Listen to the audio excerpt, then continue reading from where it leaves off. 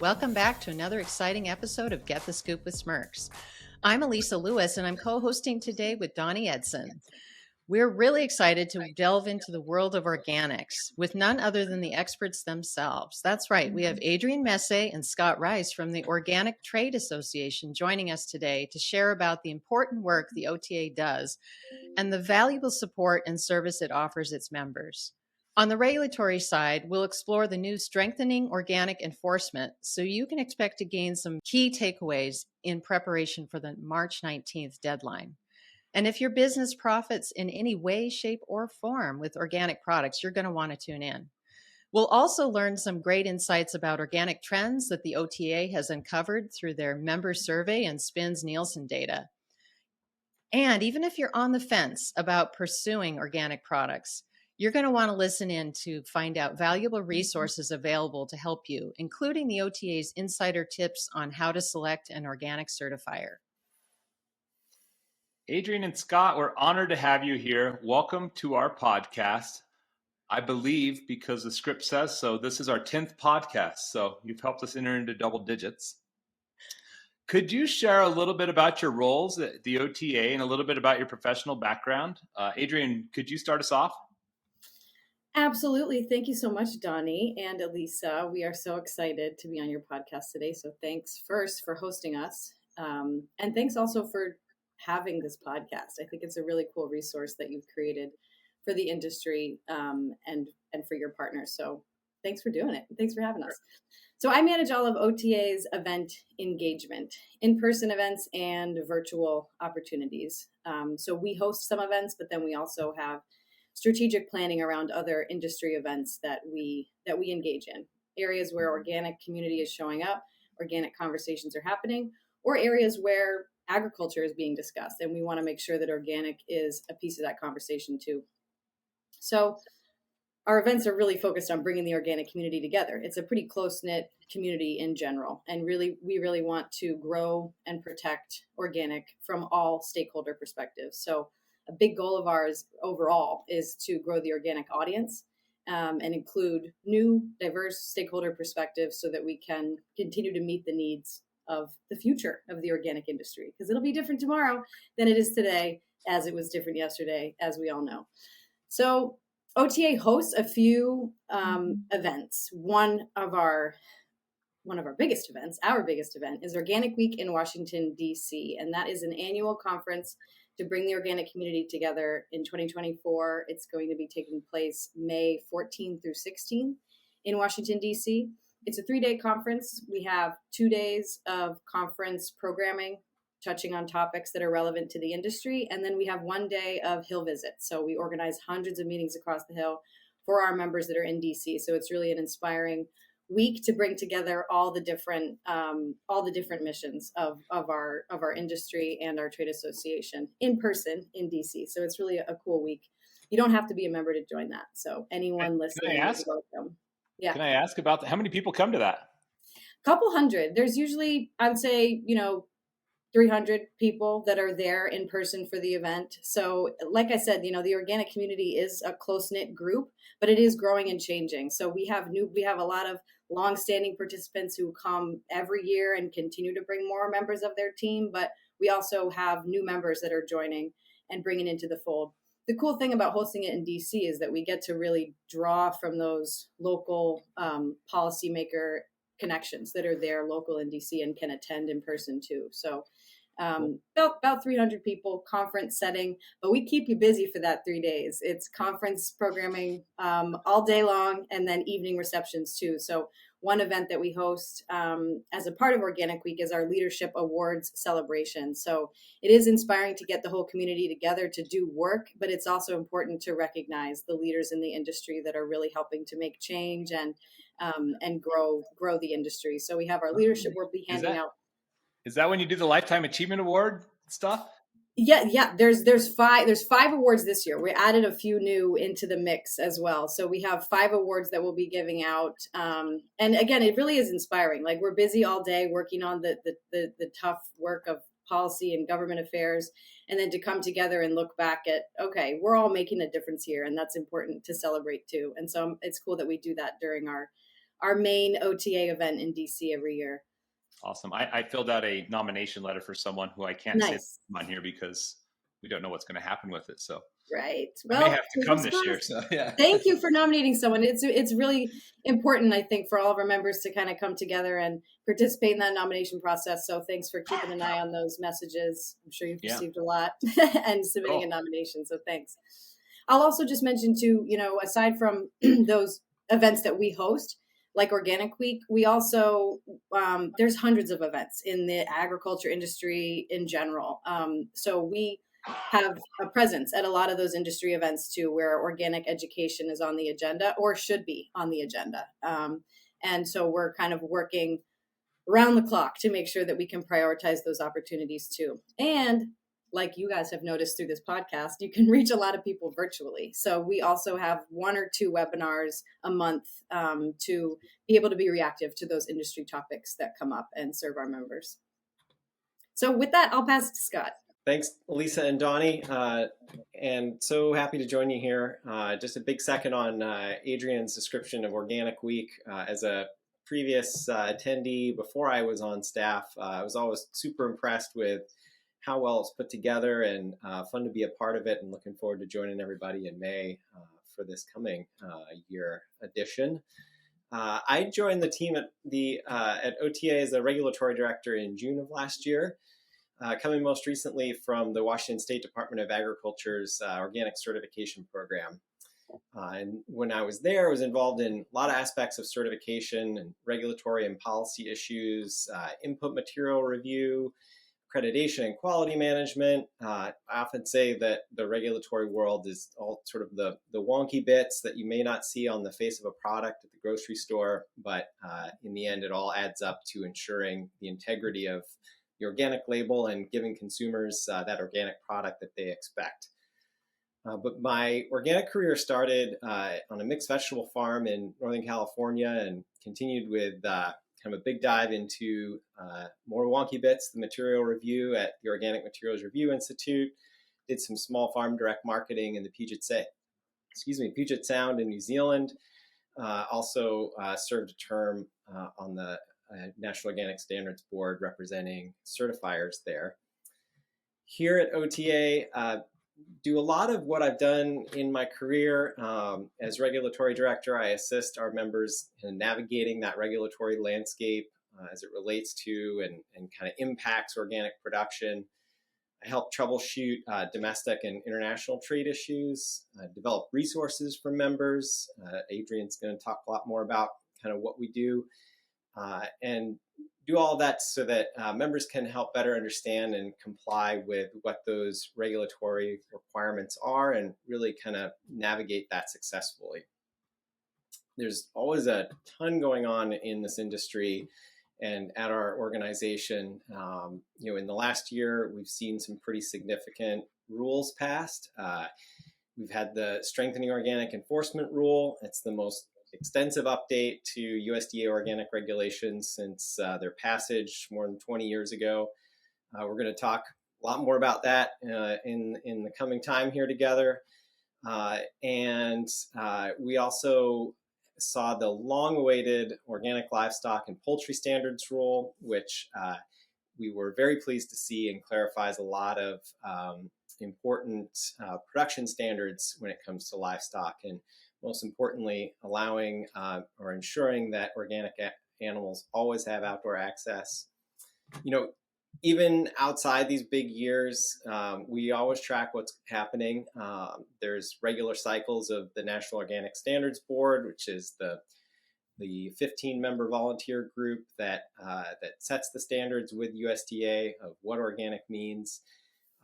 And we're always keeping an eye out for developments in other agencies that might impact members in the trade.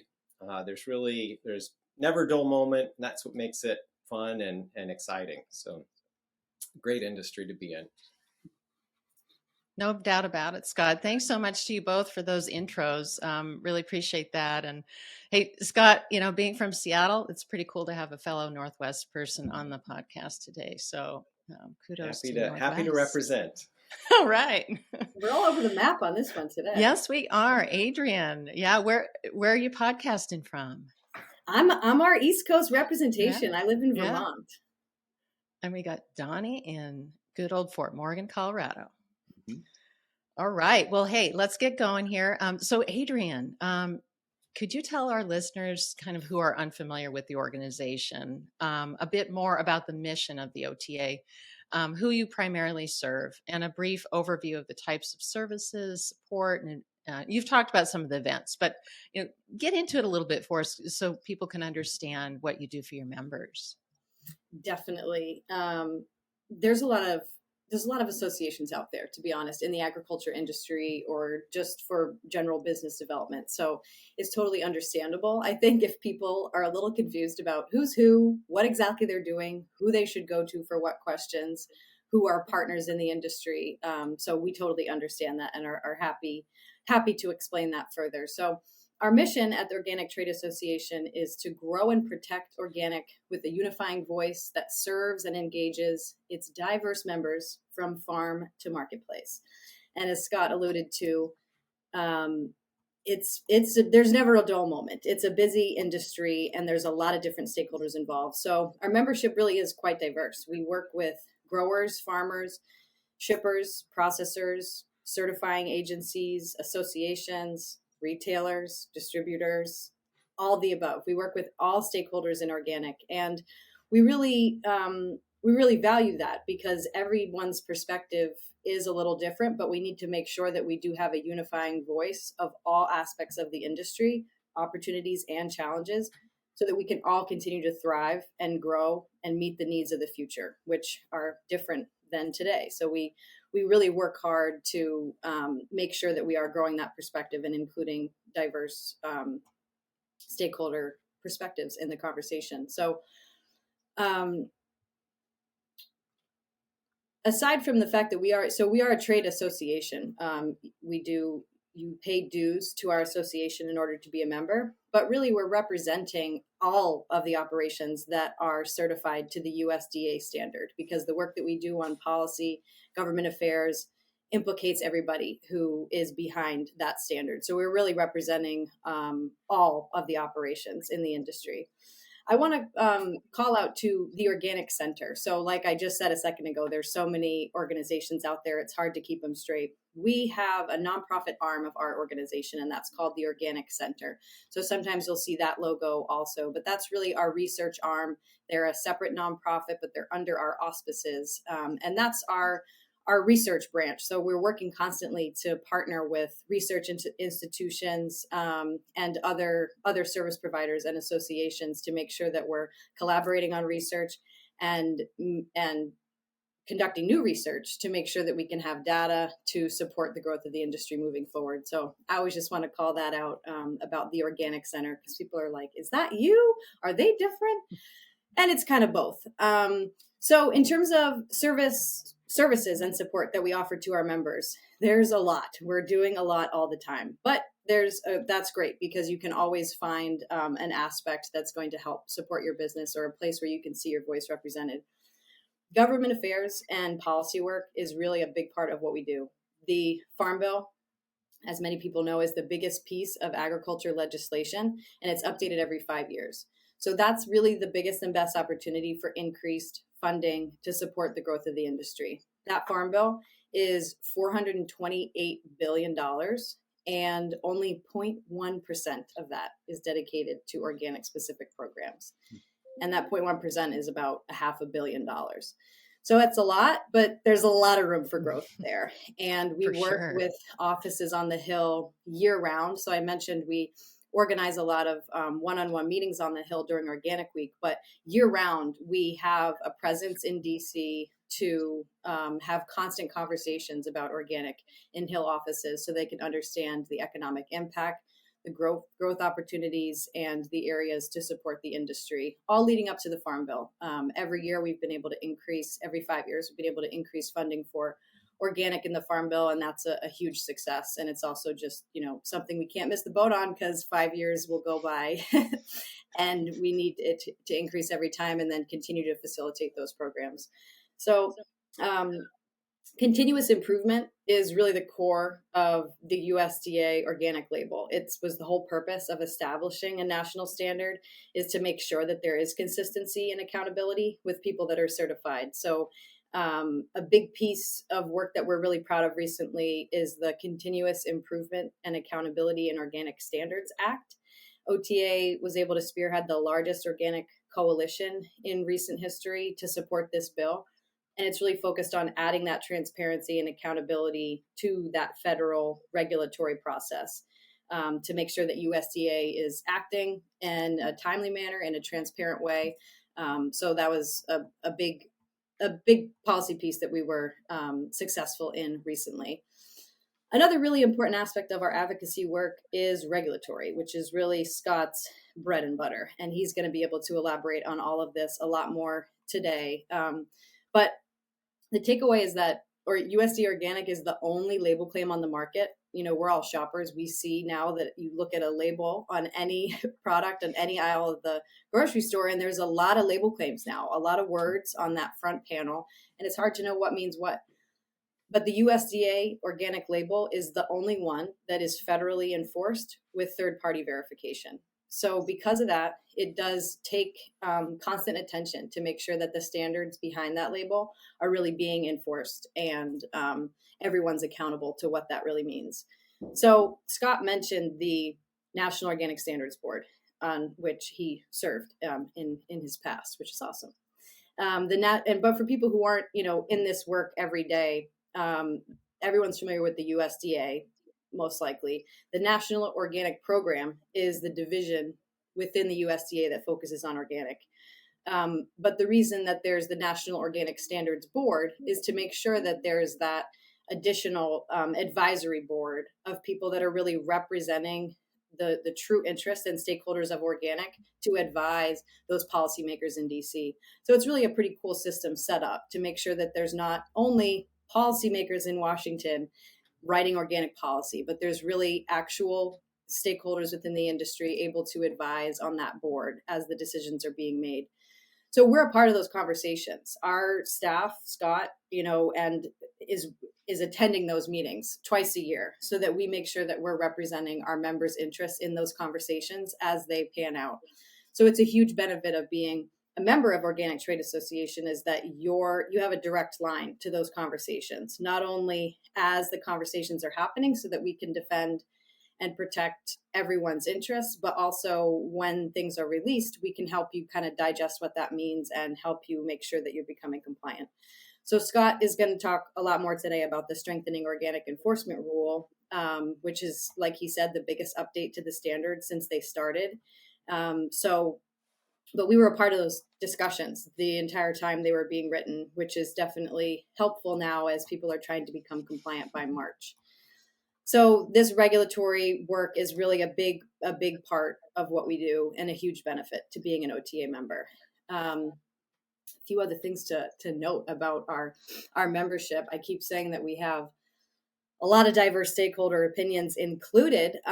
So we have groups that we call member communities within our membership, because as you can imagine, a grain supplier questions or challenges are going to be different than that of a dairy company or that of a produce company. So within our membership, we have opportunities for you to collaborate on sector-specific conversations. These groups usually meet quarterly, and there's really a lot of helpful collaboration that can happen within those, and a lot of like-minded business owners that are probably experiencing maybe the same thing as you, and it can help to kind of bounce those ideas off each other. So another piece of those member communities is our task forces.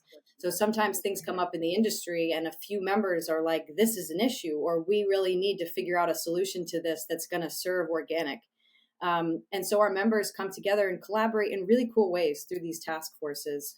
Most recently, we had this really cool toolkit that we launched, and it was created through a task force. So many people have maybe heard of our Organic Opportunity Communications Toolkit, and it's a data-driven toolkit that helps our members effectively educate about the requirements of organic and also the attributes.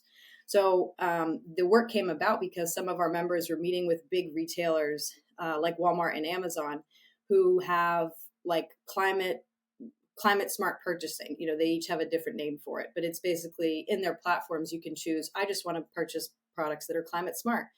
USDA organic wasn't included in that. And we know, of course, that organic is the original climate smart agriculture. But in hearing that experience from our members and having these retailer conversations, we realized that there's an opportunity to educate, because clearly they didn't understand why they should be prioritizing organic on their shelves, and then in turn why shoppers should be purchasing those products from their shelves. So we created this toolkit specifically for those retailer conversations, but our members have really taken it and run with it. So they're really able to take the science behind organic and the specific attributes about why organic is good for people, good for business, good for the planet, and really translate their brand story in that lens and further communicate in their meetings with partners to advocate for organic and educate about what it means. So it's a really cool resource that now so many of our members are using, and it came about because a few of our members were able to get together and create a solution. So there's a lot of opportunity for that within our membership. Oh, that's awesome. And Adrian, just a question on that. Does that give them like some key bullet points, visuals? Yeah. What does that toolkit kind of look like?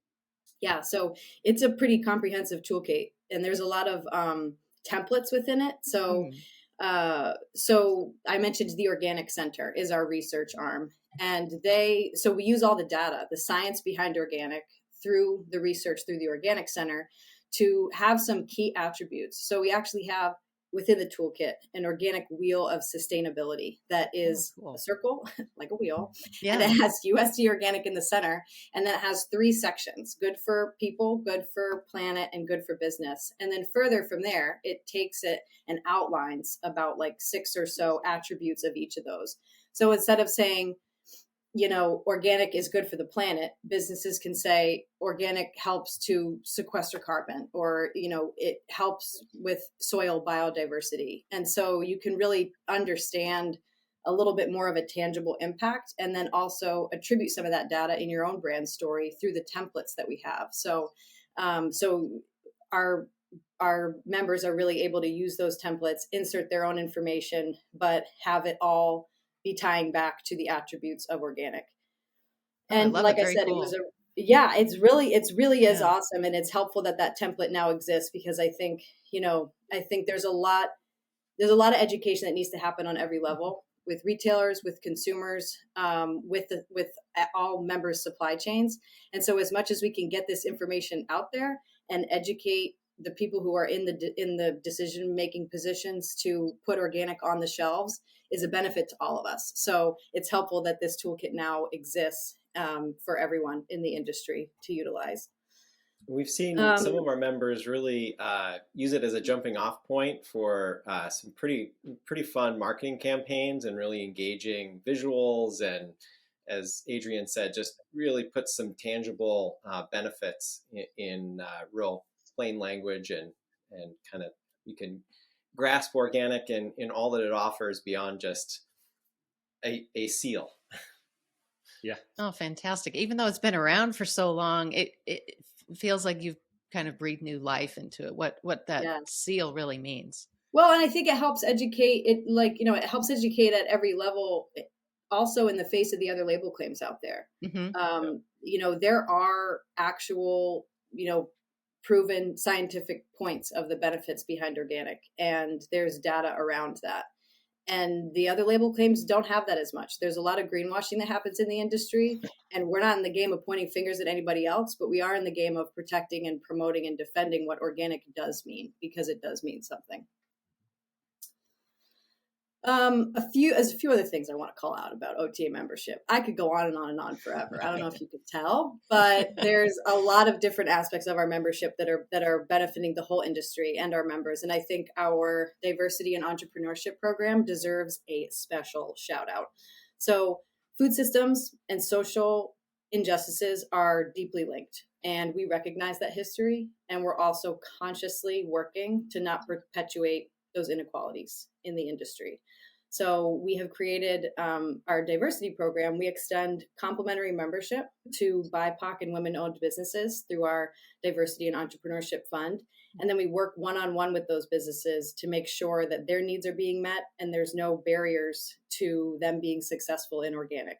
Sometimes the organic message doesn't reach all audiences, but it is our mission to make sure that we are meeting people where they're at in their learning journey, and also helping them to source solutions to their challenges. So it's been a really successful program. We've been able to bring a lot of really awesome businesses and organizations into the fold through this.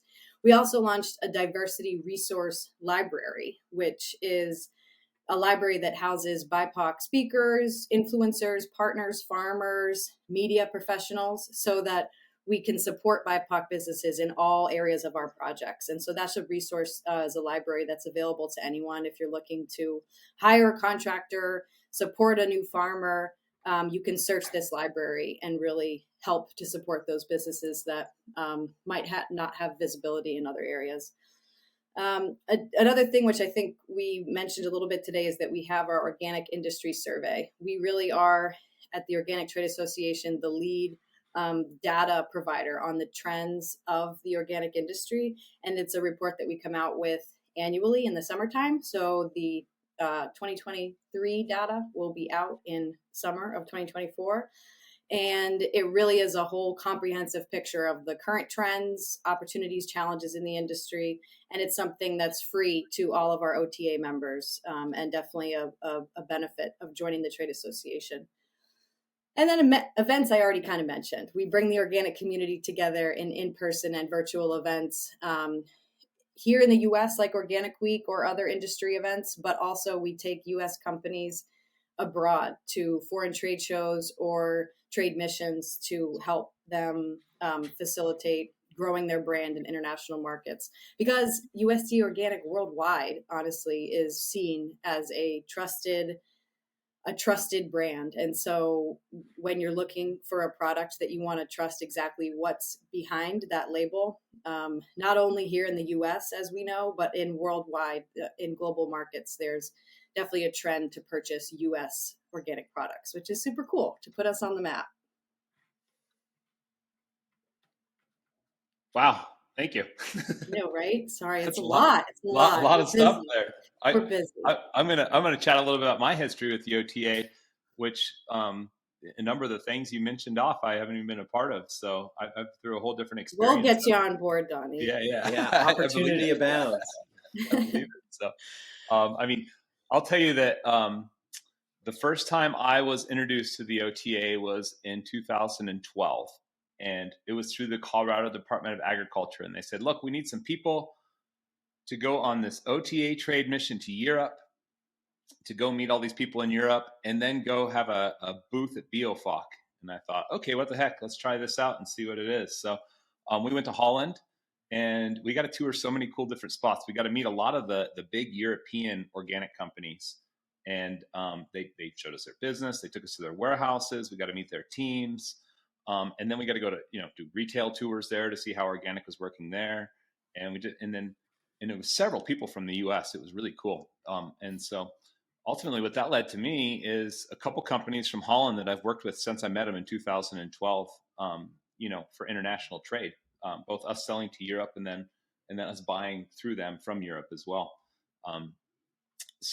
And then it led to actually an introduction to a lot of people in the organic industry in the United States as well. So that I became close friends with, who we've been business partners with since we met at this thing. So, and then ultimately we got to go to BioFoc, which, for all the listeners is the biggest organic food show in the world. It happens every February in Nuremberg. So it's actually coming up in 3 weeks, I think, 2 or 3 weeks. Yeah. All I know is I always miss Valentine's Day. So we all do.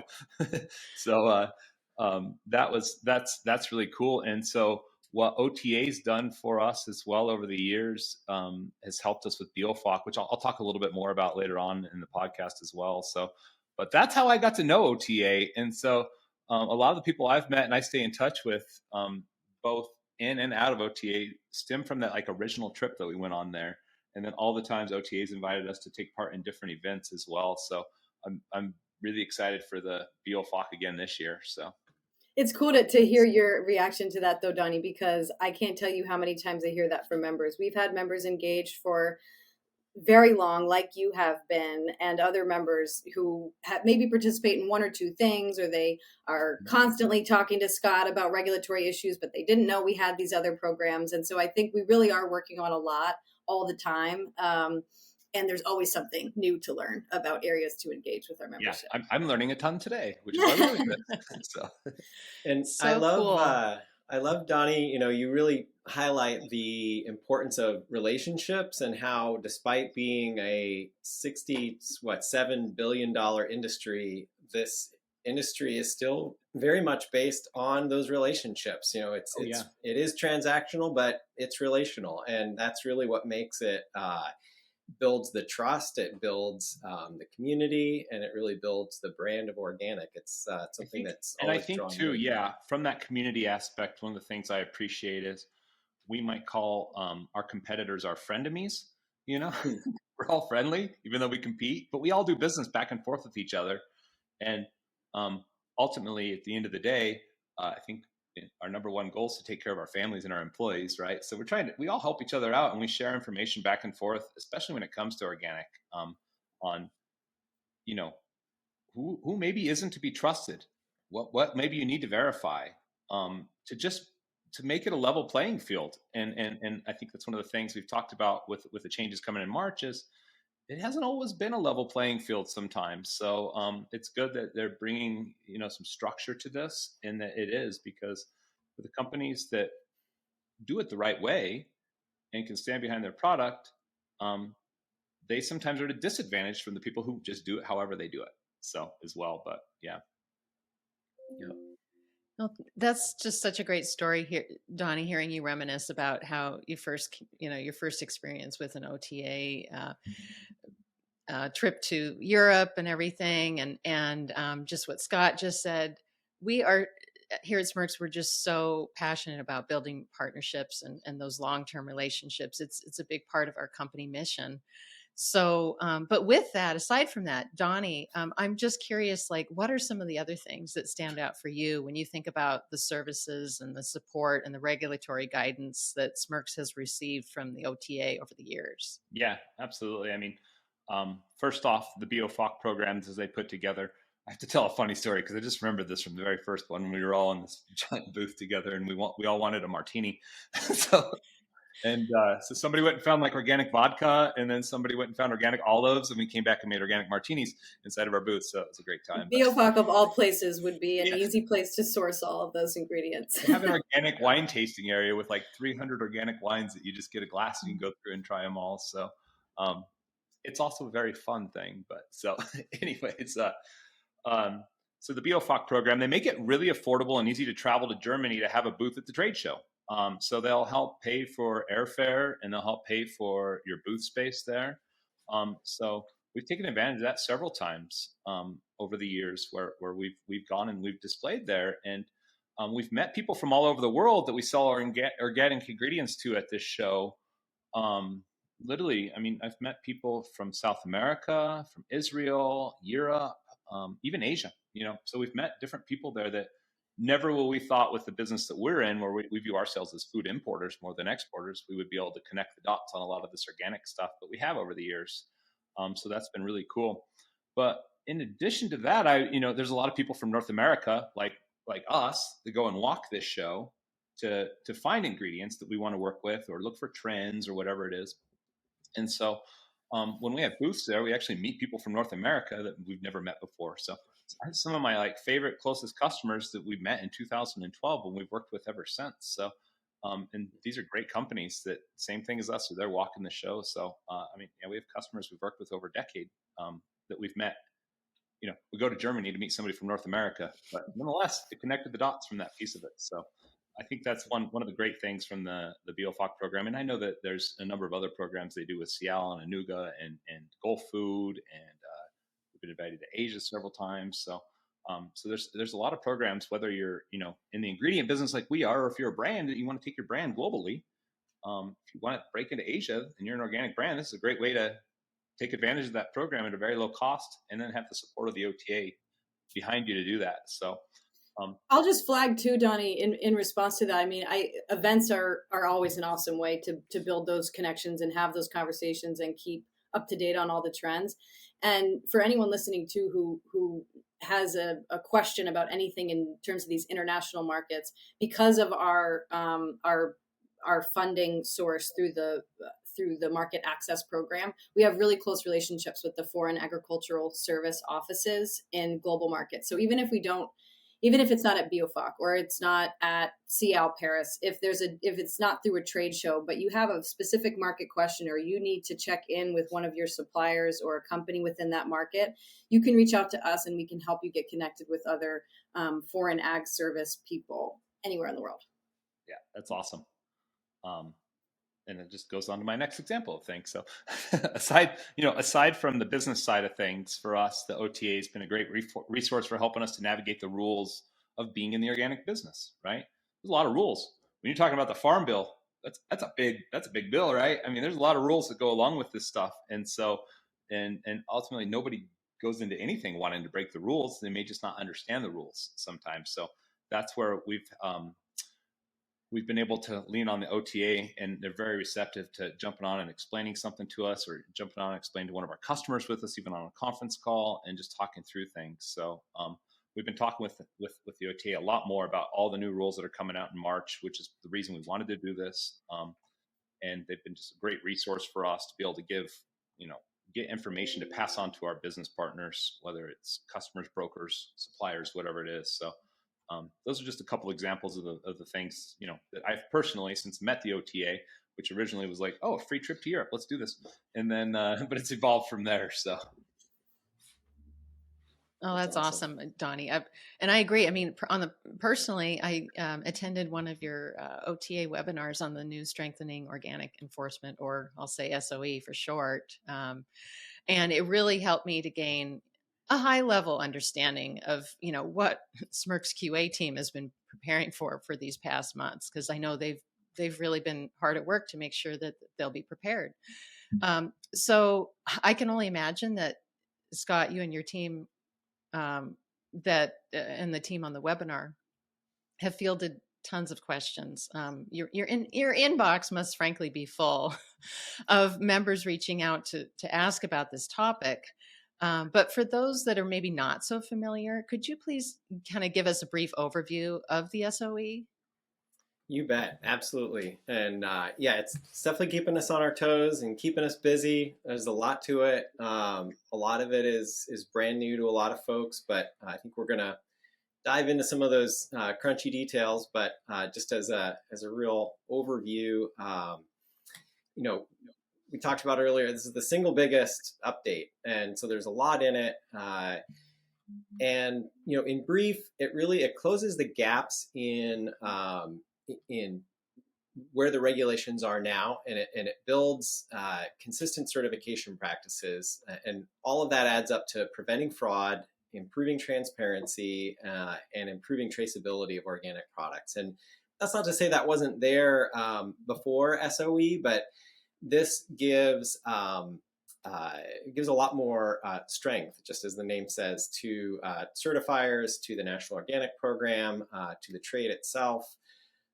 And so, I think it's important to point out with organic in general, this is the rules came about initially because the industry asked for it. We had a patchwork of different standards, state by state, region by region.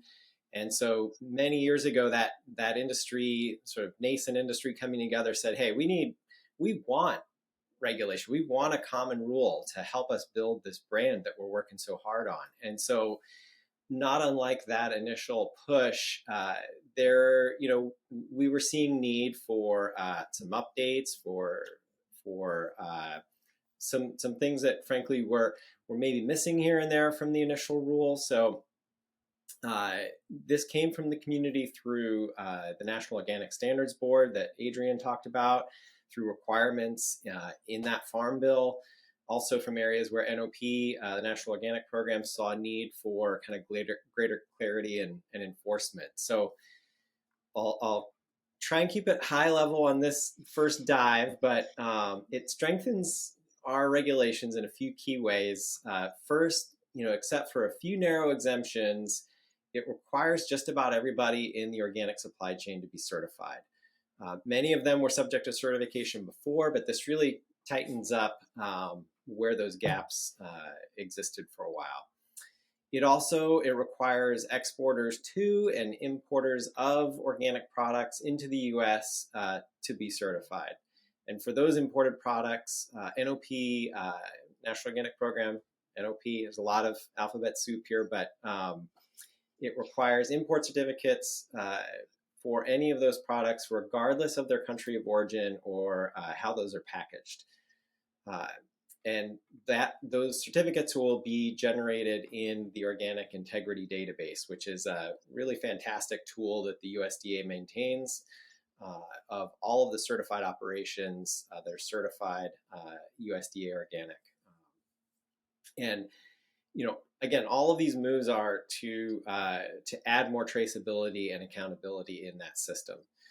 The rule also requires certified operations and certifying agents to incorporate supply chain traceability and fraud prevention into their practices. So as part of this, all certified operations must develop and maintain what we're calling a fraud prevention plan, kind of to help identify where are the weak points in my supply chain, and where can I most identify where that greatest risk is.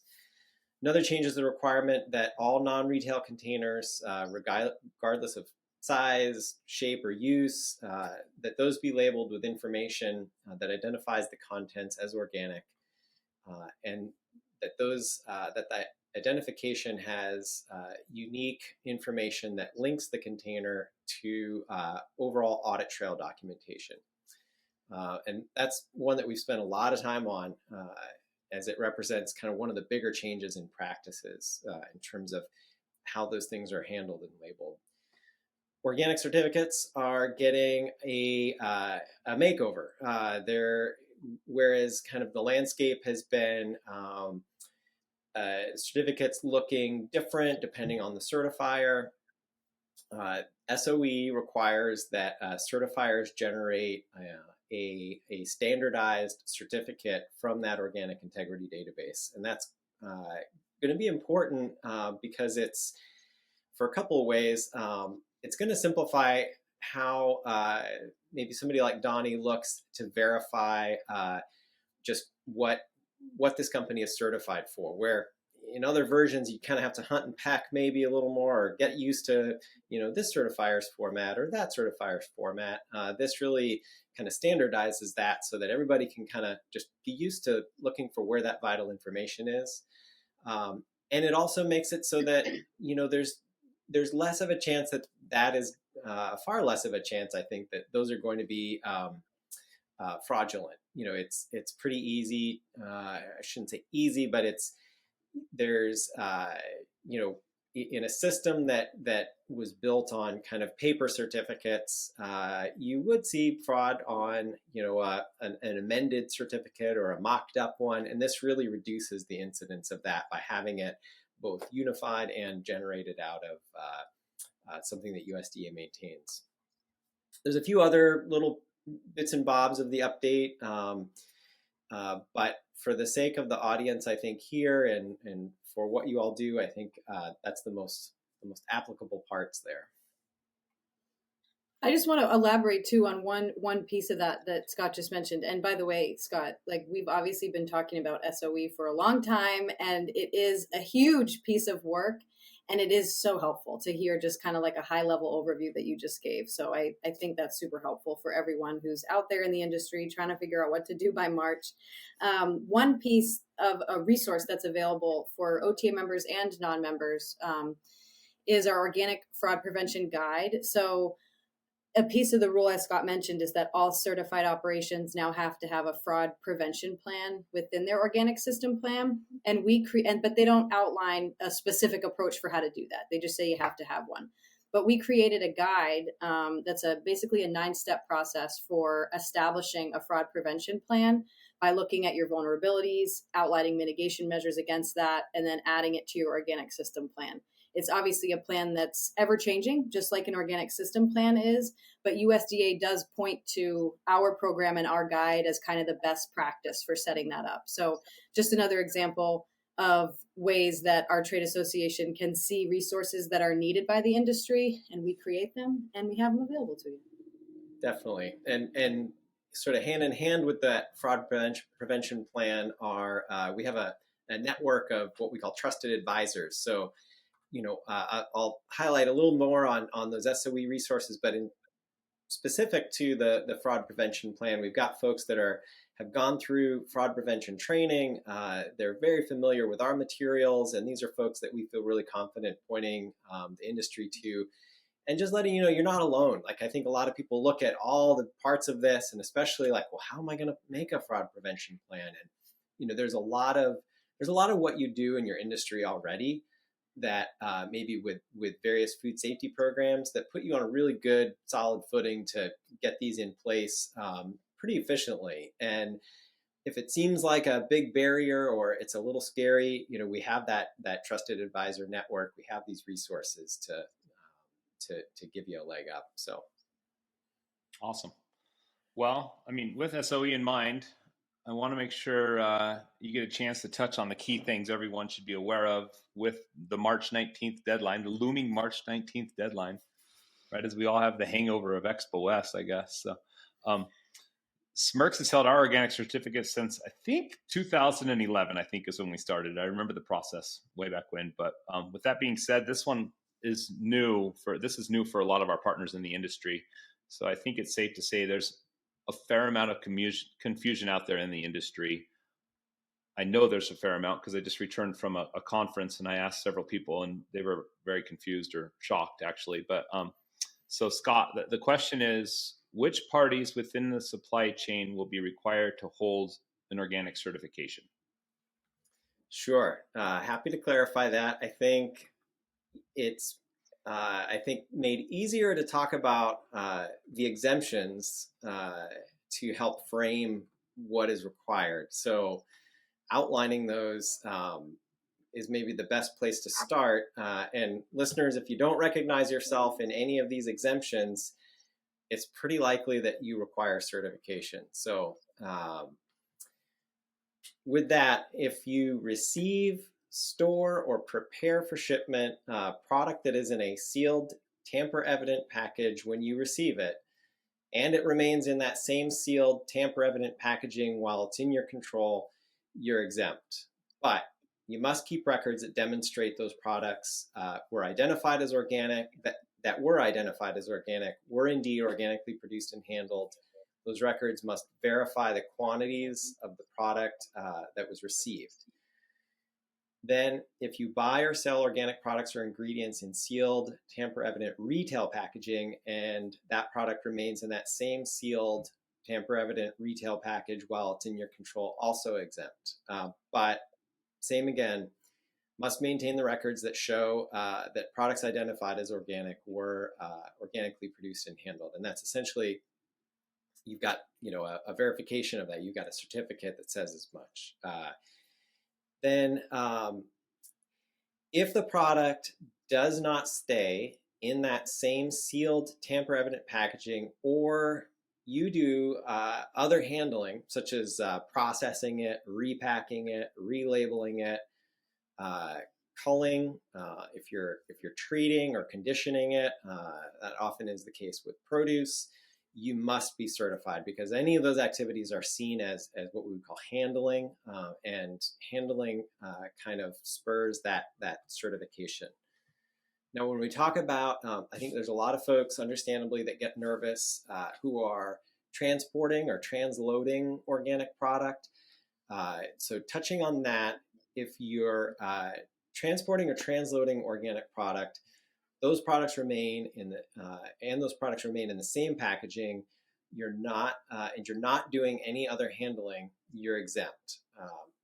If those products are unpackaged, say bulk grain is a good example, bulk anything. The locations where those are loaded and unloaded, those must be certified because they're going to be handling those in ways that maybe allow for that integrity to potentially be compromised. If you're a transporter and you do other handling, such as combining, containerizing, repacking, packing, you're treating it, you're sorting it, opening and closing or labeling. If you're doing anything of those of that nature, then that again kind of puts you in that you must be certified category. The other sort of limited exemption here applies to licensed custom brokers, logistics brokers, and freight forwarders. So if you don't do, if you fall into one of those camps and you don't do any other handling, such as selling, importing, or trading, then you're also exempt. So that helps kind of put the outlines, hopefully, on where you might slot in if you are exempt. But if you don't, it's a pretty good chance that you're subject to certification. Great, thanks, Scott. I mean, again, a good overview. I think starting with the exemptions is a pretty good way to go. But for those that need an organic certification, what does the process look like? What does that look like? Yeah, and just real quick, next week I'm going to be in San Antonio in a room full of most of the USDA accredited certifiers where they gather every year for their annual training and conference. And so I'm going to be having a ton of these conversations and try and get into some of that granular detail of where everybody's at. So it's a constant conversation. But in terms of what does certification look like, you can kind of boil that down into the 5 steps of certification. So that first one, you need to develop what we call an organic system plan, an OSP, kind of like a business plan, but kind of like a sort of view of your operations. And it's the foundation of the certification process. It outlines everything you do in your operation with your organic product, and what you're doing to comply with the regulations based on your unique practices and business. So these are they're purposefully flexible in terms of adapting to your business, but it must kind of transparently show how your operation is preventing, say, if you're handling organic and non-organic, how it's preventing the commingling and contamination, how you're managing your facility pest management program.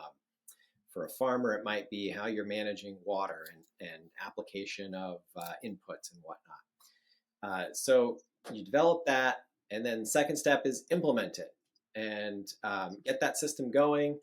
Apply for certification. That plan will be reviewed by a certifying agent. That review may entail some back and forth. It's not just, here you go, done and done.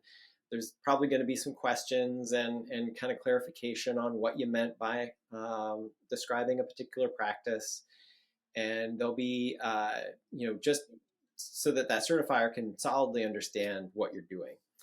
It's important to understand that the certifier's role is to evaluate your operation, and while they can clarify the regulation, they can't provide advice or suggestions on how to comply. They're there for like a technical assistance that helps you understand the regulation and what is required, but they can't help you overcome barriers to certification. That's the part of the third-party certification system that makes it sound. The next, you're going to receive an inspection once the certifier determines that plan is compliant, and they're going to send a certifier to verify that everything that you have on that plan has been implemented, that is actually what you're doing, and that the practices that that inspector, who is a representative of the certifier, that what they observe is indeed compliant. The number 4, review of the inspection report. So that report, those findings are presented to the review staff at the certifier, and they're going to compare that to the system plan that you submitted and see that those things match up. that inspector will have assessed sort of that risk of contamination from prohibited materials. They may take a sample.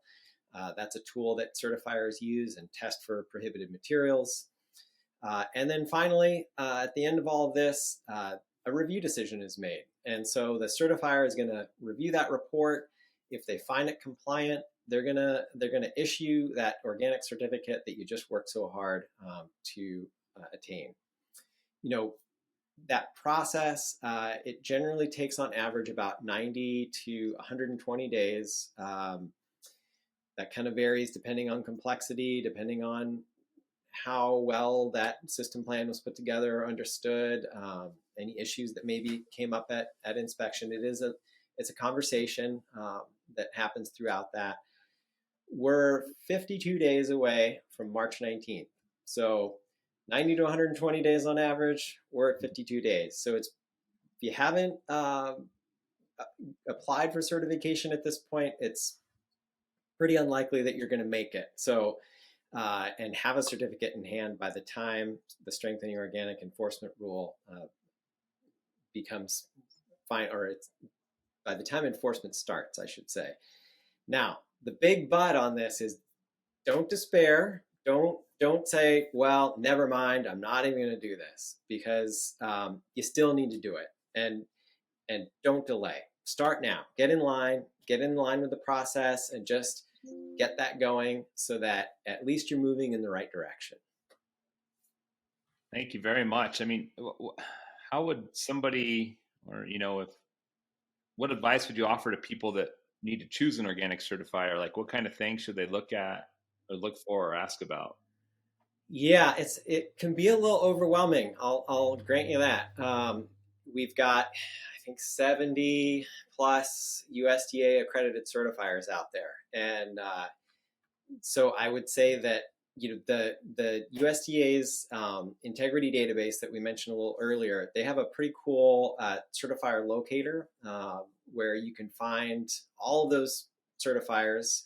You can see the types of operations that they work with, or that they have kind of a greater representation of in terms of type of business. I would say look at this as you would hiring somebody to do work on your house, or just start interviewing them, start seeing, what's a good fit, who answers your questions in ways that make sense for your business, that give you the confidence that you two can work together well. Keep in mind that certifier doesn't have to be near you or even in the same state or region. Location might be a factor when you're determining this, because they're going to be sending an inspector from perhaps not their home office. It might be somebody who's regionally located and next door or in the same county. But that can, if they are coming from a further distance, that can of course add cost. And inquire about what that looks like when you're talking to them. That can kind of help give you a sense of what that cost will be if you kind of know that ahead of time. I think importantly, especially for a business like Smirks that's handling a lot of product and has a lot of moving parts, like you might have a greater need for review and things that changes in your certification. So ask about what the timelines are, not just for the initial certification, but for, say, issuing import certificates. If I've got a lot of product moving, how long does that take anytime that I need that? Or, it just, who's kind of got the systems in place that are most in line with what it is that you need. And, right now, certifiers are admittedly pretty maxed out.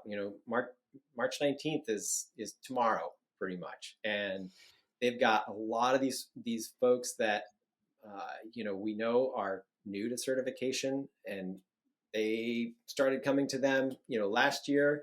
They're still coming to them now.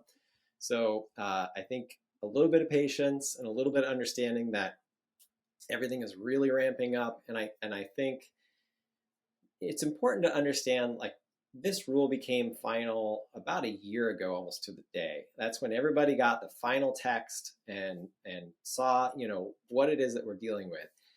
And when I say everybody, that's you, Donny, that's us at OTA, that is importantly, that's also your certifier. And so nobody got a head start on this. We all had a pretty good idea what was going to be in there, but in terms of those specifics, we're all working on that same timeline. And so there needs to be some understanding of that as we're looking for these kind of tough answers to the questions that we have of, who is or is not subject to the certification? What does that look like? How is this particular thing going to work in terms of those standardized certificates or that import certificate? We're all working together to figure that out, but I think having that understanding as we work towards that March 19th date of we're all on the same path is a little bit helpful for everybody because there's a lot of moving parts there. Yeah, and I know everyone in the industry is trying to prepare for this, and there's obviously still a lot of questions. We're asking them today to you as well. So at Smirks, we've been working hard to ensure we were prepared. Our QA team's been working the past year, as you mentioned, to make sure we comply with the SOE. But even in the case when you feel prepared, there's still a level of uncertainty about the interpretation and the enforcement of the new rules. So what do you predict will happen March 20th? And what should people expect going forward? Yeah, a lot of anxiety around this, understandably. And I'm getting a lot of phone calls and having a lot of conversations. And as Lisa mentioned, that inbox is filling up, but they're all good questions, all good conversations. And I would say as hopefully some reassurance, USDA National Organic Program has been pretty consistent in their communication that this is, the March 19th date, while a date of enforcement and there's an expectation to be certified and that we have all of our ducks in a row on all the things that are in SOE, we're working on it's a process more than an event. So we're still working through that process. And we understand, and USDA understands that while indeed, enforcement's going to begin, there's going to have to be a little bit of grace, and that folks who are doing their due diligence to get certified are not going to see trade interrupted to a great degree. There may, of course, be some questions and additional verifications that might add a little bit of time, but I think the program really, National Organic Program, in their communication with folks lately, they've illustrated day one priorities as they're going to review certifier control system updates. So there's a lot in that I didn't really cover in that summary. There's a lot in SOE that addresses what certifiers have to do to get their systems kind of strengthened and bolstered and updated. So USDA is going to be looking at how certifiers have really done that. They're going to flag and investigate invalid import certificates. They're going to start warnings of uncertified importers and exporters. A warning is I would say that sounds scary, and but it's kind of education. That warning is going to say, hey, we saw that there was this import. It looks like it's organic. Doesn't look like your exporter was certified or the importer was certified. Here's what you need to know, and here's what you need to do in terms of getting certified if you're going to continue to work in this organic environment. Beyond, day one, I think the next steps, they've expressed our enforcement and with non-compliant certifiers. So the certifiers haven't quite ramped up their systems.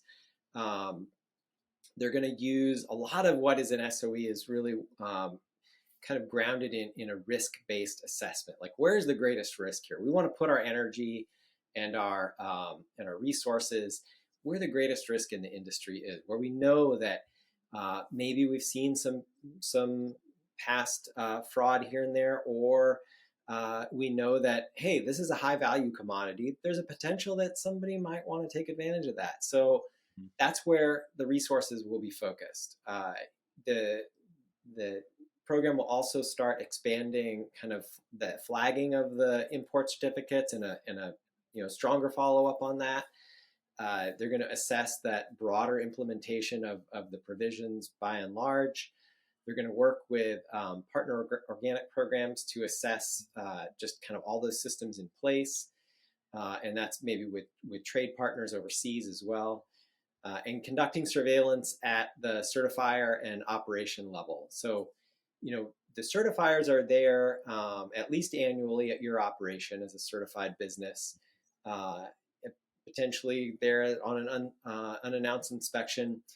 But what also happens is the certifier gets an inspection too. As part of the accreditation process, they see USDA at least, they're going to see them every 5 years for their reaccreditation audit, and they're going to see them for mid-year or midterm audit, like about every 2.5 years. And so that will include USDA staff accompanying your certifier, potentially on your operation, and they're kind of shadowing. They're seeing that those certifiers have put all of those measures in place. They're looking at the inspection process. They're looking at the review process. It's just another check. And finally, it's enforcement. We're talking about March 19th as an enforcement date. So I think when the program is seeing that folks are pretty, most areas of the industry should be pretty well educated at this point, enforcement will start. And that's going to be, with a bit more than a warning. It might be, they'll use other tools at their disposal. But it's really, I think, we're going to be leading with a carrot, not a stick on this. As much as this has really given us tools to really bolster and strengthen integrity of organic, we want people to come along with that. We want to educate and get everybody on board before we have to take advantage of kind of that enforcement action. Sure. Still anxiety, as you put it. Yeah. So yeah, I'm a little anxious on it maybe. So yeah, are there any other important changes that you want to highlight about the SOE? There's some other areas, but I think as there's anxiety, there's people are feeling overwhelmed, but I think the rule's here for a reason. It's given USDA and certifiers and everyone in the supply chain kind of better and stronger tools to just really keep that integrity of the USDA organic seal. And we want to protect this organic market. Donny, I think you said 2011 was when you got your certificate. That's a lot of work to get that and then also to keep it. And we want to make sure that all of the hard work that we've invested in this is worth it and protected, and we make that seal what consumers expect of it. And so it's a lot.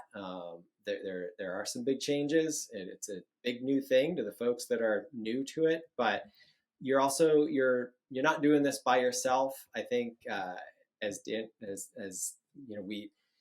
we went through a lot of resources that are out there, and Adrian really put a big point on the OTA resources that we have. And we've got that organic fraud prevention guide. We've got a really detailed overview of that import certificate process.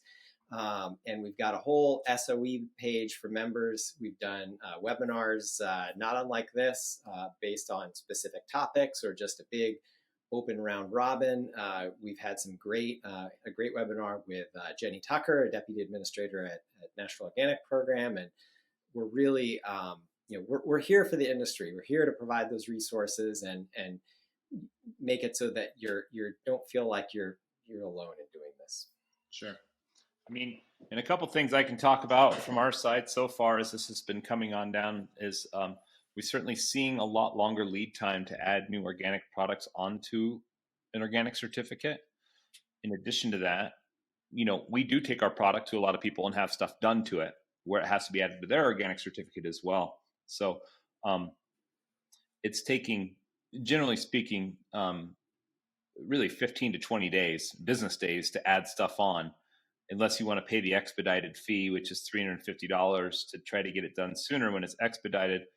and we still see that around 5 days. So in terms of planning, what do you recommend when a company is formulating and needing to add new items to their organic certificate?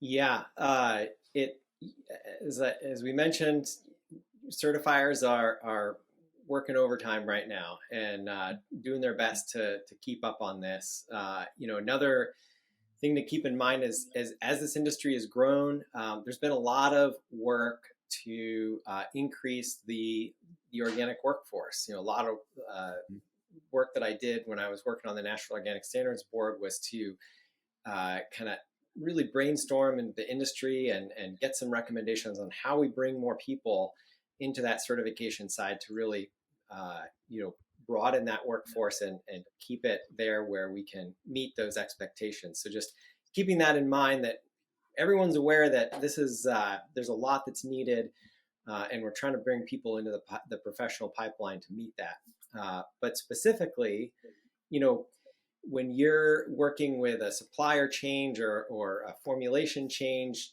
those, you expect that to happen, but sometimes that happens unexpectedly. If you as a business can somehow build in lead times into your processes and kind of anticipate and buffer that as best as possible. I know that's sometimes impossible, but best you can do to plan ahead on that, and kind of account for maybe some of those delays, the better. So in all of that, communication is key. So making sure the folks in your company that are drafting and creating new labels understand what the requirements are and what needs to be on that label or what can't be on that label, what color that seal can or can't be. The better informed and the better you're communicating with them so that they understand that you're gonna be in better shape, so that label is only reviewed once. You don't have to pay to pull back a label run or find out that last minute issue is there. So make sure sourcing managers communicate changes as early as possible so you can get a jump on those revisions that have impacts on a label change. And any of those changes, those, just remember, those have to go to the certifier first before those hit the market. In certification days, it really hurt to tell somebody, hey, we got a complaint, or our inspector found at inspection that you've been selling X label for a few months now, and or it made it into the market before we had a chance to look at it, and this isn't correct. It's kind of an insurance policy for you to run those through your certifier, so that you don't have to scrap that whole label run or make an adjustment. So that communication all across the board in your company and as well with your certifier is going to put you on more solid footing. Yeah, and I'll add one thing to that too. I mean, as an example, we may use one processor to clean and repackage 10 different kinds of beans for us that we handle. So they've been proactive in the same manner of bring us everything at one time, whether you're going to do it or not. If you think it's a possibility, let's just get it on the certification now, so when the time arises, we don't need to do it. So there's definitely been some people who've been very, very proactive along this line. So I would recommend to listeners that are in businesses similar to what Smirks does, or in other facets of things too, over prepare, do the items that maybe you may or may not, so that's not something that holds you up before anybody will touch it when you're desperately trying to get something done to a product so that you can get it to the marketplace or to a customer to use as an ingredient.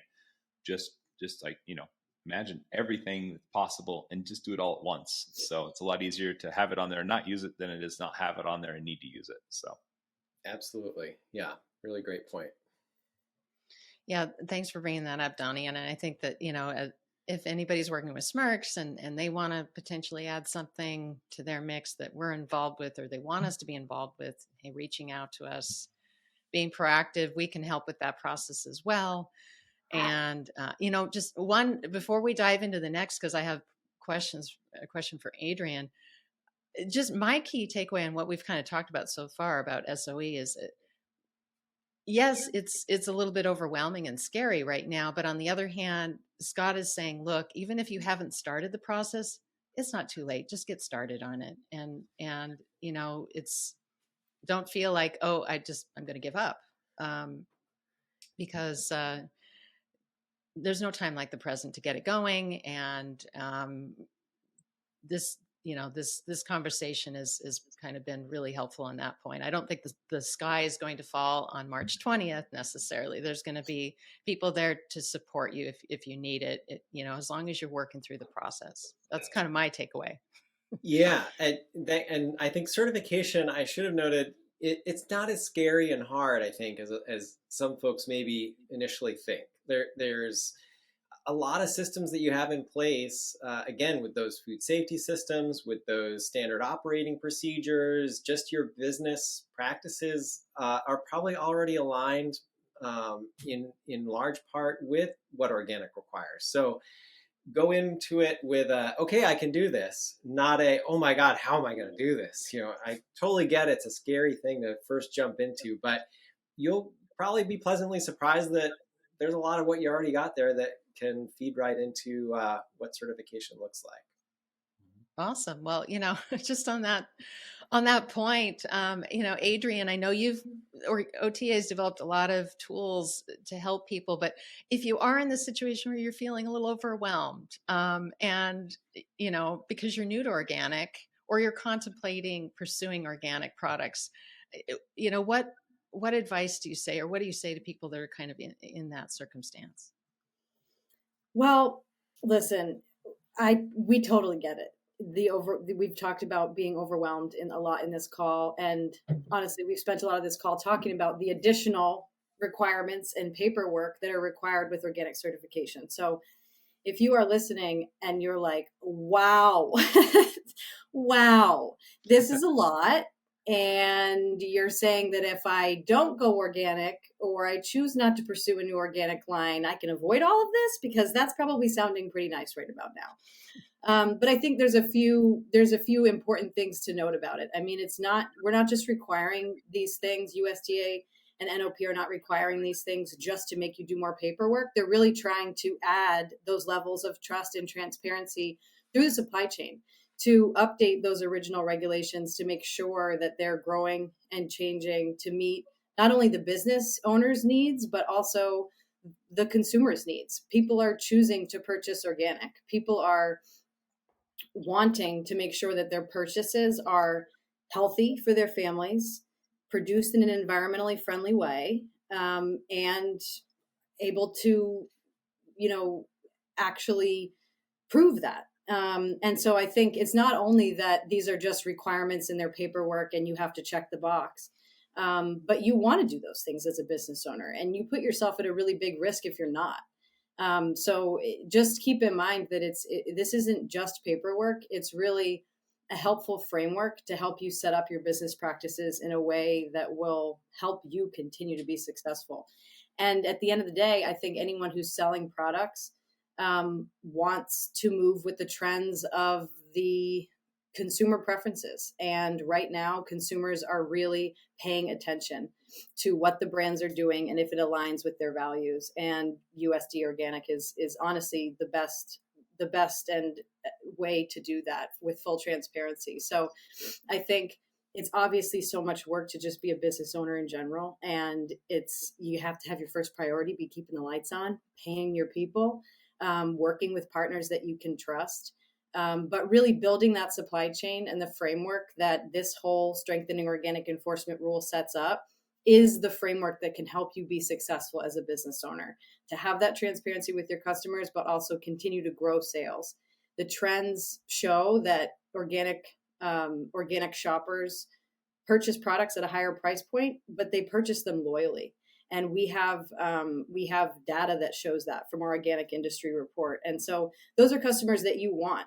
And you don't want to open your business up to the risk that not having this transparency really, really opens businesses up to pretty severe risk in the partners that they're working with and the loyalty of their customers. So don't think of it, as we keep saying, as this overwhelming, daunting thing, but really think of it as you can rest assured that your business is set up for success and is closing the loopholes, closing the links in those chain that are in your supply chain that before SOE, we're kind of vulnerable to fraud. I mean, you can do your own checks and balances.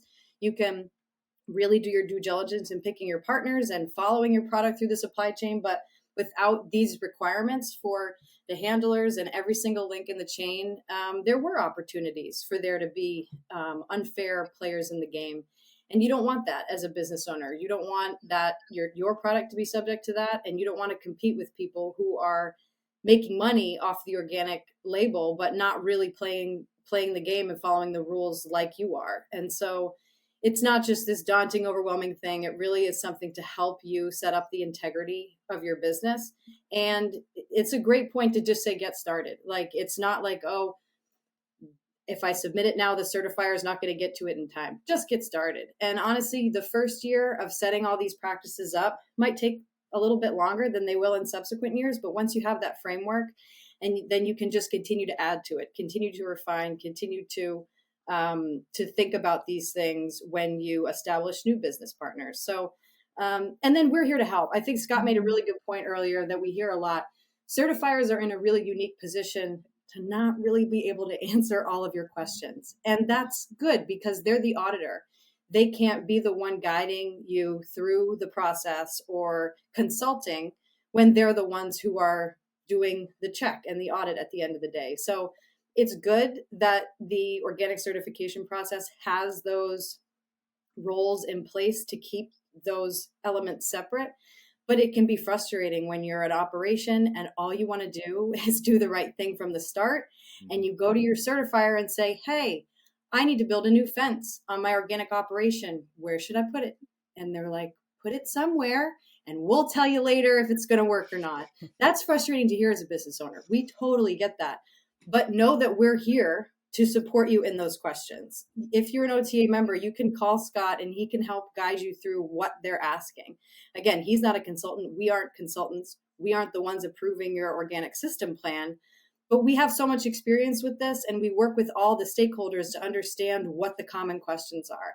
And so if you're ever experiencing something like that with your certifier, first of all, you can shop around. Like Scott said, you can be working with any of those 70-ish accredited certifiers, and you should do some interviews and figure out who's best fit for your product line and your business. But also come to us. Say, hey, my certifier can't answer this question. What am I supposed to do? I don't want to get a non-compliance report after the fact. I just want to spend the money to do it right from the beginning. And that is support that we can provide. And it's support that consultants that we're connected with can provide. So the answers are out there. Just get started. And honestly, it's worth it to be able to build that trust and transparency with your customers through the label. Awesome, Adrian. Thanks so much for that. Hopefully you've eased some people's minds here. And thanks for touching on trends, because that's something I'm super excited about in this podcast today. I want to hear about kind of the overview from your last member survey back in 2022, as well as the Spins and Nielsen data that you've captured to learn, what are the trends for organic products that you've uncovered. Yes, totally. And it kind of builds off of, what I was just saying, and that everyone should see themselves in the future of organic. There is a piece of the pie for everybody, and consumers are choosing to purchase organic products. And I think all business owners want a part of those sales, and they want to be a part of that story. So, so this data is important, taking a big step back. We all grocery shop, we all think about these things every single day, in our work and also just in our own purchasing patterns. But if you take a step back and really look at what are the trends saying, are my own observations in the grocery store aligning with what's going on in the rest of the industry. And so this is a report that we come out with annually. We do survey our members, but then we add syndicated data from Spins and Nielsen to ensure that we really have a comprehensive picture of what the organic industry looks like and what the trends are, and not only what our members are reporting to us. So this is like I said, well, like we've both said here, this data right now is looking at 2022 data, and it came out in summer 2023. So you can all look forward to seeing 2023 data next summer. which we will launch, and I'm excited for that already. But looking at 2022 data, the industry has grown so much. So we started doing this survey in 1997. And at that time, the organic industry was $3.6 billion. In 2022, the industry has grown to $61.7 billion.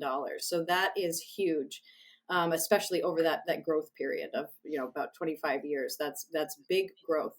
And the trends have grown along with that. We're not only seeing just obvious increase in organic sales, but the data now also includes non-food products. So organic is really showing up on all aisles of the grocery store.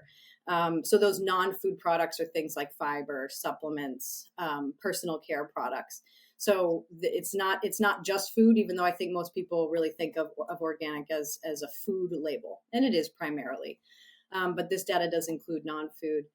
And this data is really diving into organic sales, where the places where organic products are showing up: brick and mortar stores, online sales, local farmers markets. These are some of the primary places where organic products are sold and purchased. And this data shows trends, and it also helps us as the trade association really engage in what some of the challenges are, what some of the opportunities are. And so that when we see these trends, we can say, oh, wow, here's a little bit of an area where we might, as the trade association, need to put a little bit more attention to better serve our members. Or, oh, wow, this is a big growth area. We're going to be able to see a lot more members, a lot more questions coming from these type of product categories and sectors. So a lot of value of the data overall. So to dive into just some highlights of what the numbers look like for 2022, 61.7 billion in organic sales. 90% of that is food. So that leaves 10% for those non-food products. But those non-food products at 10%, it's still $6 billion. And so it's really not small potatoes. And those areas are growing a lot. People can really, live a completely holistic organic lifestyle with their the sheets on their bed, the clothes on their body, the food in their fridge. So there's organic everywhere, and that's really great to see. Some kind of high level trends in 2022, which are really important to note. In 2022, inflation was double the rate of growth. So overall, price increases in organic in 2022 were the primary driver, and not increased products being sold. And so this also demonstrates that those organic shoppers are really loyal shoppers. Even during times of inflation, when money in their pocket is tight, they're still choosing to purchase organic products. And that's really great to see. So in terms of that, 90% of the overall 61.7 billion in sales, the largest category is always fruits and vegetables. So 36% of the total market is fruits and vegetables, and that's particularly fresh produce. So I mentioned that there's also some unique challenges for each of these sectors, and some of these trends can kind of help show that as well. So for the produce industry, labor is an ongoing challenge for the produce sector, and then also climate related weather events. So obviously growing this food on the farms outside is difficult in a lot of areas where you can grow these products. There's a lot of these climate related weather events that have been hitting the industry pretty hard. So interesting to note, and also an area where we can focus and try to help and support the produce sector in those times. The second largest category, drum roll please, because it's a little bit interesting for 2022. The second category is typically dairy and eggs. And in 2022, it was beverages for the first time. So beverages surpassed dairy and eggs as the second biggest category. It's 15% of overall organic food sales were beverages, coffee being the biggest category of beverages. And there's a couple kind of key takeaways for this. People aren't as price sensitive when they're buying a beverage. I know I can speak to that. Like, I'll see a really cool package and a drink that's $12 somehow, and I won't think twice and buy it because I want to try it. The flavor sounds good, the packaging's cool, and that's kind of a trend overall in the industry. People are more willing to take a risk and reach for that product at a higher price point in the beverage category. It's also a really great place for businesses to experiment with their product. So experimenting with new ingredients, new flavors, new packaging, new trends like lifestyle trends are big for the beverage sector. So just kind of interesting takeaway from that data that beverages was that number 2. So that brings dairy and eggs to the third category. 8% of the organic sales in 2022 were dairy and eggs. An interesting note here in 2022 was that the avian flu was a really big influence on the conventional egg supply, but it actually didn't impact the organic egg supply as much. In fact, it actually helped to kind of level the playing field in terms of pricing, because the conventional egg availability increased the price, and it actually, made it a little bit easier for shoppers to choose the organic, and there wasn't as big of a price difference. So interesting takeaway for that particular sector. So those are the 3 largest categories. It really is the bulk of that 90% of the food sales are in those 3 primary categories. After that comes packaged prepared foods at the center aisle of the store, breads and grains, sweet salty snacks, condiments, and then meat, poultry, and fish. So of that smallest category, meat, poultry, and fish, it still saw 5% growth in 2022. So like we mentioned, there's unique challenges in each of these sectors specific to the product. Meat and poultry are really at the mercy of feed prices, and feed prices have been historically high. There was also some other factors in 2022, like drought, the war in Ukraine. The USDA has equivalency agreements with a number of foreign markets, and they discontinued the equivalency agreement with India. All of those external factors in the global marketplace really led to extreme spikes in feed pricing, which then in turn leads to other challenges on the farm that need that feed. So actually here, 5% growth is a real victory, I think, for this category in the face of those external challenges. So that's a high overview of the food sales, the 90%, the 10% in that non-food category. Fiber is the biggest. So 40% of the non-food sales of organic are fiber. Supplements is the second at 34% of sales. And then personal care is the third after that. So there's, it is a little bit different trying to regulate these products that aren't for human consumption. That's kind of where the technicality comes in, that gray area that Scott talks about. But still great to see each of those growing, and for people to be trying to think about organic in more aspects of their lifestyle than just in the food that they're consuming and the food that they're feeding their families. So overall, it's great that organic is expanding in these ways. It's really cool to be able to see these trends year to year through our organic industry survey report, and looking forward to seeing the 2023 data when it comes out in summer 2024. And just to mention too, this is really what I just said is a real snapshot of what that data looks like. The full report is a very, very comprehensive report. So no matter where you are in this space of organic, there's going to be a whole chapter just for you, and a lot more data, deep dive into specific sectors and specific products for you to really see yourself in the future of organic as it continues to grow. Fantastic. Thanks so much for those great insights, Adrian. I found it also really interesting about organic beverages bumping up like that. We work with a fair number of organic beverage companies here at Smirks, and I wasn't surprised by snacks being pretty high up there because that's an area that we work with all the time.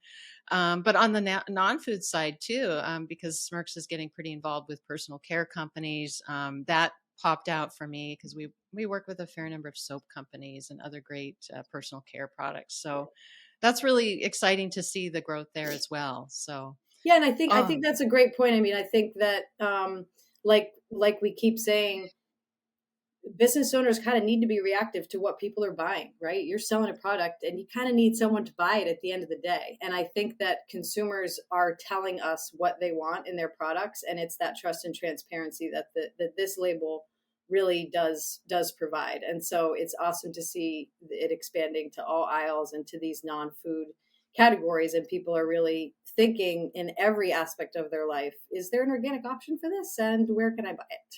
Yeah, absolutely. Good stuff. Well, moving on, I kind of want to focus, Donnie, I want to put you on the spot here for a minute. Smirks offers organic, certified, and non-GMO conventional products, of course, but we definitely skew organic.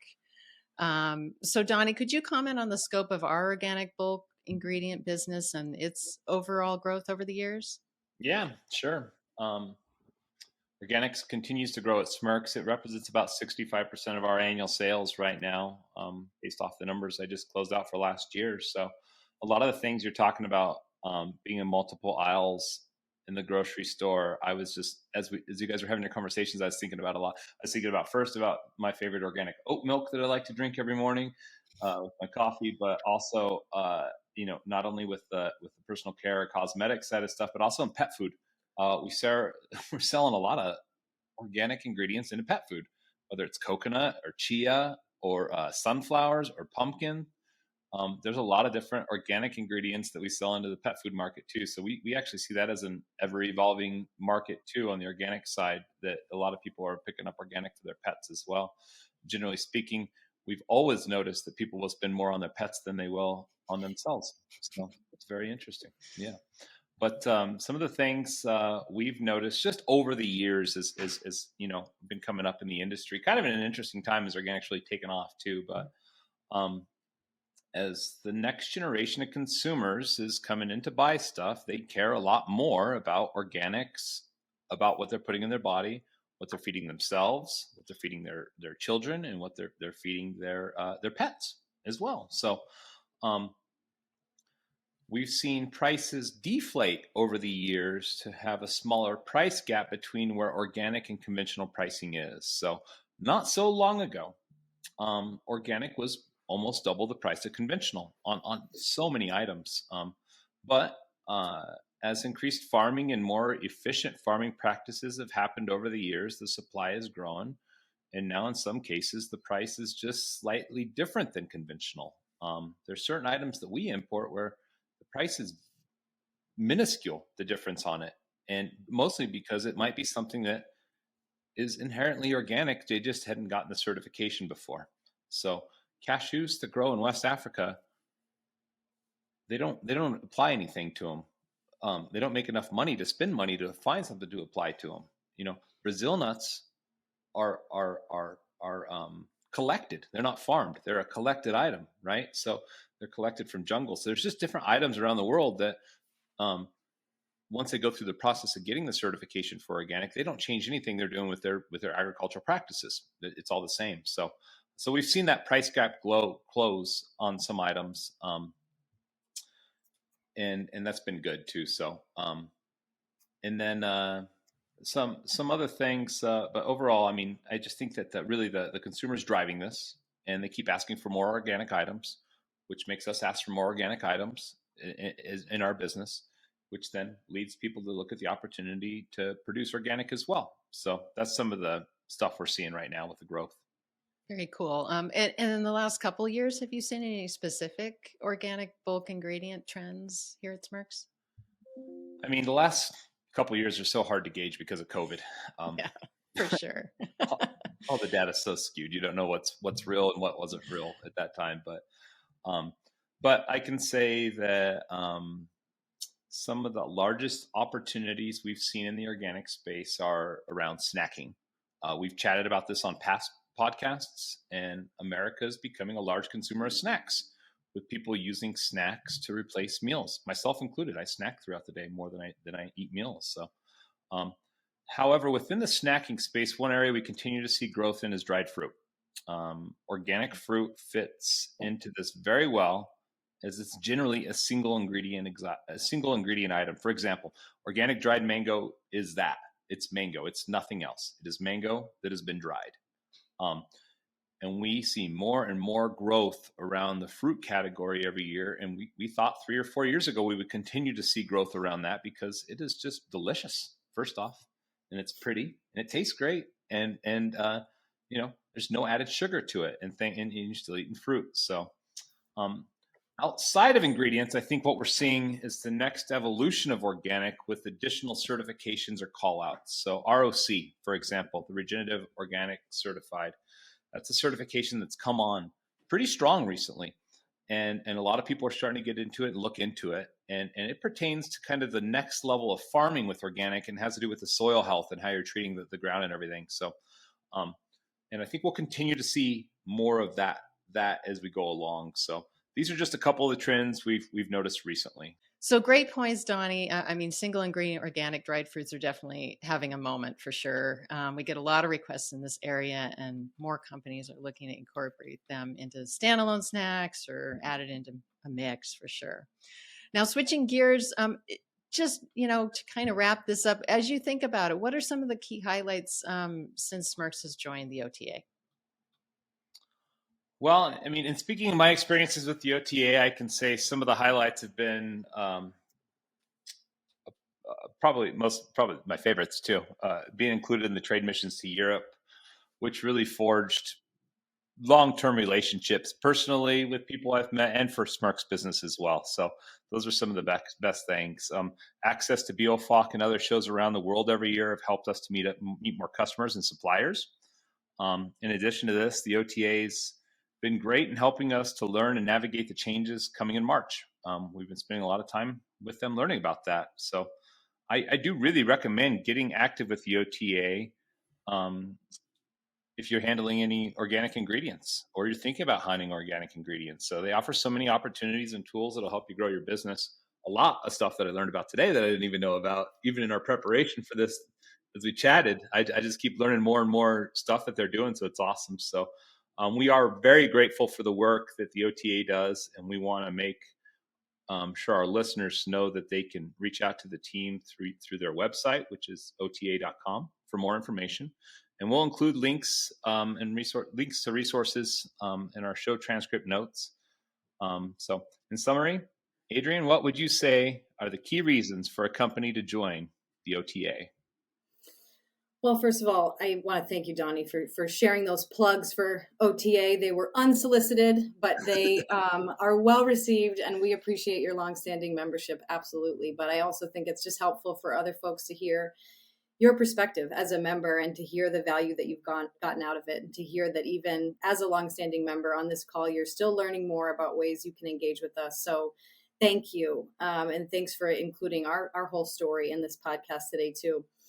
I mean, it sounds kind of cheesy, but we are stronger together. It's easier to do this all together than alone. I mean, even just hearing this overview of this latest update of SOE from Scott today, this is information you have access to all year long, and you're not necessarily going to get it from your certifier. You're not necessarily going to have time to read the jargon that is in these official regulatory reports, but Scott can read it for us and translate it for all of us in a very approachable way. So that, honestly, those policy, advocacy, regulatory support that our trade association can provide to our members is key.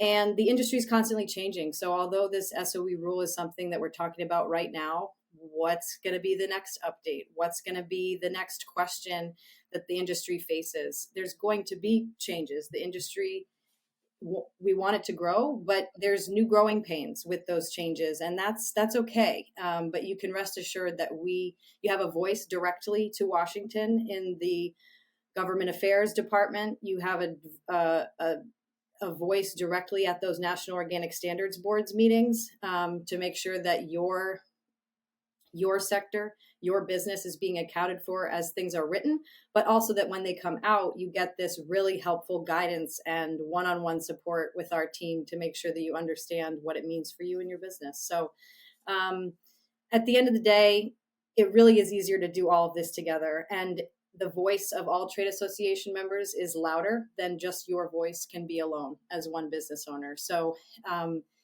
I hope that you all learned something today on this call about Organic Trade Association, but that you can also see yourself in the future of organic, and that you can utilize some of our resources to help ensure that your business can be successful moving forward.